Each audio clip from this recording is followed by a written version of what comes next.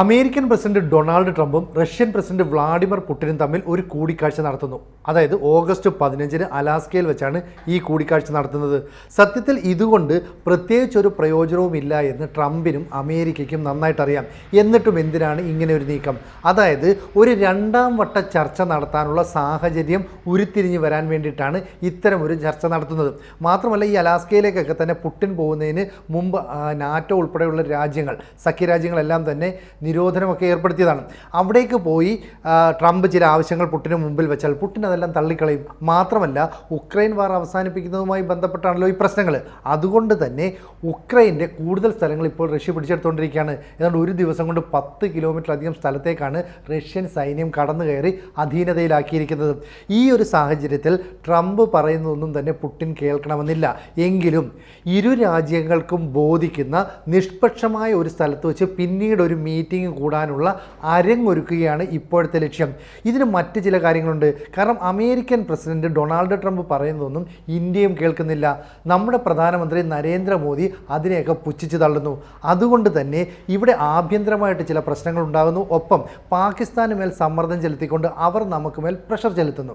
അതായത് മണിക്കൂറുകളുടെ ഇടവേളയിൽ പാക് പ്രധാനമന്ത്രി ഷഹബാസ് ഷെരീഫ്, പാക് സൈന്യാധിപനായിട്ടുള്ള അസിം മുനീർ, അവിടുത്തെ രാഷ്ട്രീയ നേതാവായിട്ടുള്ള ബിലാവൽ ഭൂട്ടോ ഇവരെല്ലാം തന്നെ സിന്ധു നദീജല കരാറുമായി ബന്ധപ്പെട്ട് ഇന്ത്യക്കെതിരെ ഭീഷണി ഉയർത്തുന്നു.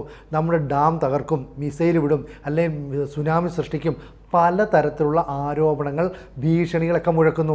ഒപ്പം തന്നെ ഇന്ത്യക്കുള്ളിലേക്ക് നോക്കിയാലോ, രാഹുൽ ഗാന്ധി, പ്രിയങ്ക, സോണിയ ഇവരൊക്കെ ചേർന്ന് വോട്ടേഴ്സ് ഐ ഡിയുമായി ബന്ധപ്പെട്ട് വലിയ പ്രശ്നങ്ങളൊക്കെ ഉണ്ടാക്കുന്നു. ഇവിടെ തെരഞ്ഞെടുപ്പ് അട്ടിമറിക്കപ്പെട്ടു എന്നൊക്കെ പറഞ്ഞിട്ട് വലിയ കോലാഹലം ഉണ്ടാക്കുന്നു. അങ്ങനെ കോലാഹലം ഉണ്ടാക്കുന്നതിൻ്റെ ഭാഗമായിട്ട് ജനങ്ങൾ തെരുവിലിറങ്ങാൻ വേണ്ടിയിട്ടുള്ള സമൂഹ മാധ്യമങ്ങളിലൂടെയുള്ള ആഹ്വാനവും വരുന്നു. അപ്പോൾ ഇത് എവിടെ നിന്നാണ് പൊട്ടിപ്പുറപ്പെടുന്നത്? അപ്പം രാജ്യത്തിന് പുറത്തുനിന്ന് പാകിസ്ഥാൻ്റെ ചില സമ്മർദ്ദങ്ങൾ, രാജ്യത്തിനുള്ളിൽ നിന്ന് ചില ആഭ്യന്തര പ്രശ്നങ്ങൾ ഉണ്ടാക്കിക്കൊണ്ട് ഒരു കലാപ സമാനമായ സാഹചര്യം സൃഷ്ടിക്കണം. നമ്മൾ കുറച്ച് നാൾ പിന്നോക്ക് ചിന്തിച്ചാൽ ബംഗ്ലാദേശിൽ നടന്ന ഇത് തന്നെയാണ്.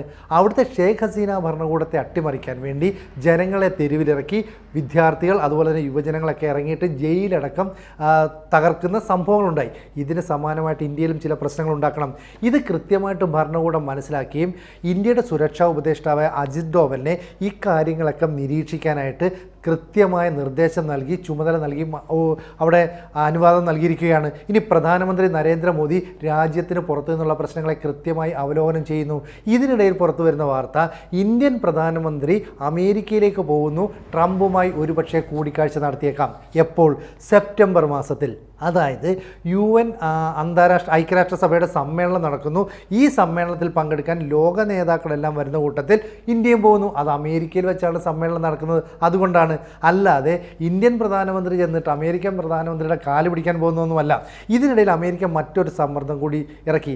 ഹേഗ് അന്താരാഷ്ട്ര കോടതിയുടെ ഒരു ഉത്തരവ് വന്നിരിക്കുന്നു. അതനുസരിച്ച് സിന്ധു നദീജലം പാകിസ്ഥാന് കൂടി പങ്കുവെക്കേണ്ടതാണ്. അതായത് അന്താരാഷ്ട്ര കോടതിയുടെ വിധിയാണ്. നമ്മൾ പറഞ്ഞു അത് നമുക്ക് ബാധകമല്ല, നിങ്ങൾ പോയി പണി നോക്കൂ, ഞങ്ങളുടെ കാര്യം നോക്കാൻ ഞങ്ങൾക്കറിയാം. അപ്പം ഇന്ത്യയെ സമ്മർദ്ദത്തിലാക്കാനായിട്ട് കൃത്യമായ തന്ത്രങ്ങൾ അമേരിക്ക പല ഭാഗങ്ങളിൽ നിന്ന് സ്വരുക്കൂട്ടുന്നു. ഇതിൻ്റെ പിന്നിൽ കൃത്യമായിട്ട് ഡീപ് സ്റ്റേറ്റ് ഉണ്ടെന്ന് നമുക്ക് മനസ്സിലാക്കാം. അപ്പോൾ ഇന്നലെ വരെ ഡീപ് സ്റ്റേറ്റിനെ തള്ളിക്കളഞ്ഞ ട്രംപ് ഇപ്പോൾ ഡീപ് സ്റ്റേറ്റിൻ്റെ വലയിലാണ്. അവർ ചലിപ്പിക്കുന്ന പാവയെ പോലെ ഇപ്പോൾ കളിച്ചു കാണിക്കുന്നു എന്നാണ് നമുക്ക് മനസ്സിലാക്കുന്നത്. ഇതിനിടയിലാണ് റഷ്യയും ഇന്ത്യയും ചൈനയും തമ്മിൽ ഒന്നിക്കാൻ പോകുന്നു എന്നുള്ള ചില വാർത്തകളും പുറത്തു വരുന്നത്. ഇതാണ് ഇപ്പോൾ ട്രംപിനെ ഭയാശങ്കയിലാക്കിയത്. കാരണം നോർത്ത് കൊറിയൻ പ്രസിഡന്റായ കിം ജോങ് ഉൻ പറഞ്ഞിരിക്കുന്നു, റഷ്യയ്ക്ക് ആവശ്യമായ സൈനികരെ ഇനിയും ഞങ്ങൾ അങ്ങോട്ടേക്ക് അയച്ചുതരാം. മാത്രമല്ല, അവിടെ നിർമ്മാണ പ്രവർത്തനങ്ങൾ, അതായത് റീബിൽഡൊക്കെ ചെയ്യേണ്ടി വരുമ്പോൾ അവിടെ തൊഴിലാളികളെ കിട്ടാതിരിക്കുന്ന സാഹചര്യമുണ്ട്. 10,000 തൊഴിലാളികളെ ആ നിർമ്മാണ പ്രവർത്തികൾക്കായിട്ട് ഞങ്ങൾ അയച്ചുതരാം. ചുരുക്കം പറഞ്ഞാൽ നോർത്ത് കൊറിയയാണ് റഷ്യയേക്കാൾ അമേരിക്ക ഭയപ്പെടുന്നത്.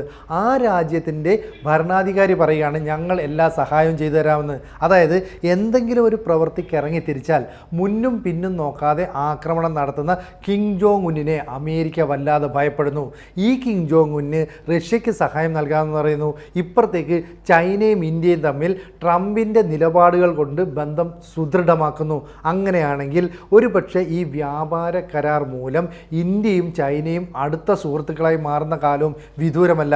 ഇതിനെയൊക്കെ എങ്ങനെ അതിജീവിക്കുമെന്നുള്ളതാണ് ട്രംപ് ഇപ്പോൾ അഭിമുഖീകരിക്കുന്ന വലിയ പ്രശ്നം. അതുകൊണ്ട് തന്നെ പുട്ടിനെ എങ്ങനെയെങ്കിലും പറഞ്ഞ് സമ്മർദ്ദത്തിലാക്കി ഇന്ത്യക്ക് എണ്ണ നൽകുന്നത് നിർത്തിവെക്കാൻ പറ്റുമോ? ഇതാണ് ട്രംപിൻ്റെ ലക്ഷ്യം. കാരണം എണ്ണ വാങ്ങുന്നതിലൂടെ നേട്ടം ഇന്ത്യ കൊയ്യുന്നു, എണ്ണ വിൽക്കുന്നതിലൂടെ നേട്ടം റഷ്യ കൊയ്യുന്നു. ഈ രണ്ട് രാജ്യങ്ങളെയും തമ്മിൽ അകറ്റണം. അങ്ങനെയാണ് ഈ ഗ്വാദർ എന്ന് പറയുന്ന മേഖലയിലേക്ക്, അല്ലെങ്കിൽ ഈ പറയുന്ന ബലൂജ് മേഖലയിലേക്കൊക്കെ തന്നെ അമേരിക്കയ്ക്ക് കടന്നു കയറാനുള്ള ഒരു സാധ്യത അവർ തേടുന്നത്. അതിനുവേണ്ടി അവർ ചെയ്തൊരു കാര്യം, ബലൂചിസ്ഥാൻ ലിബറേഷൻ ആർമിയെ വിദേശ ഭീകര സംഘടനയായിട്ട് അങ്ങ് പ്രഖ്യാപിക്കുന്നു. അതായത് നേരത്തെ സ്പെഷ്യലി ഡെസിഗ്നേറ്റഡ് ഗ്ലോബൽ ടെററിസ്റ്റ് എന്നാണ് അമേരിക്ക പറഞ്ഞിരുന്നതെങ്കിൽ 6 വർഷങ്ങൾക്ക് ശേഷം അവരെ വിദേശ ഭീകര സംഘടനയായി പ്രഖ്യാപിക്കുന്നു. ഇതിന് പിന്നിലും ഒരു കളിയുണ്ട്. അതായത് BLAക്ക് എല്ലാ കാലവും സഹായം നൽകുന്നത് ഇന്ത്യയാണെന്നും നമ്മുടെ റോ ആണെന്നുമുള്ള ഒരു പറച്ചിലുണ്ട്. അതിന് തെളിവുകളൊന്നുമില്ല. അതുകൊണ്ട് ആ സഹായം നൽകുന്ന ഇന്ത്യക്കെതിരെ ലോക രാജ്യങ്ങളെ തിരിക്കുക, ഇതാണ് ട്രംപിൻ്റെ തന്ത്രം. ഇത് കൃത്യമായിട്ട് നമ്മൾ മനസ്സിലാക്കുന്നുണ്ട്. അതുകൊണ്ട് ബലൂചിസ്ഥാൻ ലിബറേഷൻ ആർമി പറയുന്നു, ഞങ്ങൾ ഗറില്ല പോരാട്ടവുമായി തുടരുക തന്നെ ചെയ്യും. ഞങ്ങളുടെ ഭാഗത്തുള്ള റെയർ എർത്ത് തട്ടിയെടുക്കാനായിട്ട് അമേരിക്കയോ ചൈനയോ വന്നാൽ ഉണ്ടാകാവുന്ന തിരിച്ചടി വളരെ ഭീകരമായിരിക്കും. അപ്പോൾ അസിം മുനീറിനെ 2 തവണ അമേരിക്കയിലേക്ക് വിളിച്ചു വരുത്തി ചില വിരുന്നൊക്കെ നൽകുന്നത് പാകിസ്ഥാനെ ഉപയോഗിച്ച് അമേരിക്ക തന്ത്രം മെനയുന്നതിൻ്റെ ഭാഗമായിട്ടാണ്. ഇവിടെ പുട്ടിനെയും അതുപോലെ തന്നെ ട്രംപിനെയും തമ്മിൽ ഒന്നിച്ചൊരു മേശയ്ക്ക് ചുറ്റുമിരുത്തി ഒരു ചർച്ച നടത്തി ചില ലക്ഷ്യങ്ങൾ നേടാനായിട്ട് ഏതാനും രാജ്യങ്ങൾ മാത്രമേ ശ്രമിക്കുന്നുള്ളൂ. ഇന്ത്യയും ചൈനയും നോർത്ത് കൊറിയയും ഇറാനും എല്ലാം തന്നെ ഇപ്പുറത്ത് ശക്തമായിട്ട് നിൽക്കുന്നു. ഒപ്പം ബ്രിക്സ് രാജ്യങ്ങൾ നിൽക്കുന്നു. ഇതിനെ അതിജീവിക്കാൻ കഴിയില്ല. മാത്രമല്ല അമേരിക്കയ്ക്ക് പിന്തുണ നൽകേണ്ട കാനഡയും UK-യും ഫ്രാൻസും ഒക്കെ തന്നെ ഏതാണ്ടൊന്ന് പിൻവലിച്ച് നിൽക്കുകയാണ്. ഈ സമയത്ത് ട്രംപിൻ്റെ തന്ത്രമൊന്നും ഫലിക്കാത്തതുകൊണ്ടാണ് ഡീപ് സ്റ്റേറ്റ് നേരെ കളത്തിലേക്ക് വരുന്നത്. എന്നിട്ട് നമുക്ക് ഇന്ത്യക്കെതിരെ അവിടെ കലാപം ഉണ്ടാക്കാം, ഇന്ത്യയെ സമ്മർദ്ദത്തിലാക്കാം, ഇപ്പുറത്ത് റഷ്യയുടെ അടുത്ത് മറ്റൊരു ചർച്ചയ്ക്കുള്ള സമയം ചോദിക്കാം, അപ്പുറത്ത് നോർത്ത് കൊറിയയുടെ വരവിനെ തടയിടാം. ഇത്തരത്തിലുള്ള വലിയ പദ്ധതികളൊക്കെ ആസൂത്രണം ചെയ്യുന്നുണ്ട്. എങ്ങനെ ഇത് നടപ്പാകുമെന്നുള്ളതാണ് കണ്ടറിയേണ്ടത്. എന്തായാലും ട്രംപും പുടിനും തമ്മിലുള്ള കൂടിക്കാഴ്ച ജിയോ പൊളിറ്റിക്സിൽ വലിയ ചേഞ്ചസ് ഉണ്ടാകുമെന്നാണ് കരുതപ്പെടുന്നത്. അങ്ങനെ തന്നെ സംഭവിക്കുമെന്നറിയാൻ മണിക്കൂറുകൾ നമ്മൾ കാത്തിരിക്കേണ്ടി വരും.